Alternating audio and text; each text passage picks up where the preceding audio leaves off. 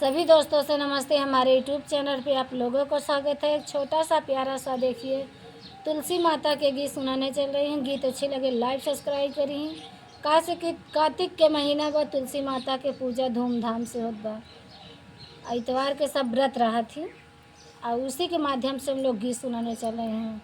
हमारे चैनल का नाम है कुसुम लोकगीत 01। इंस्टाग्राम, फेसबुक, यूट्यूब चैनल चाहे जिस पे सर्च करेंगे उस पे आ जाएगा। और सब दीदी स्वस्थ होंगी, मस्त होंगी, अपने अपने काम में व्यस्त होंगी।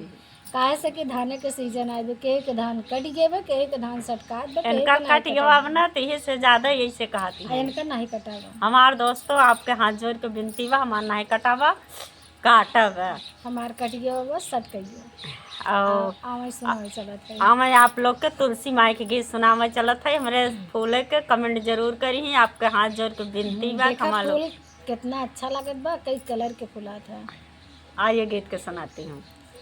लैला तुलसी के नाम हो सुबेरे उठी, लैला तुलसी के नाम हो सुबेरे उठी, ब्रह्मा दुआरे तुलसी के पेड़ावा, ब्रह्मा दुआरे तुलसी के पेड़ावा, ब्रह्मा करई पूजा पाठ हो सुबेरे उठी, ब्रह्मणी करई पूजा पाठ हो सुबेरे उठी, लैला तुलसी के नाम हो सुबेरे उठी, लैला तुलसी के नाम हो सुबेरे उठी, भोले दुआरे तुलसी के पेड़ावा, भोले दुआरे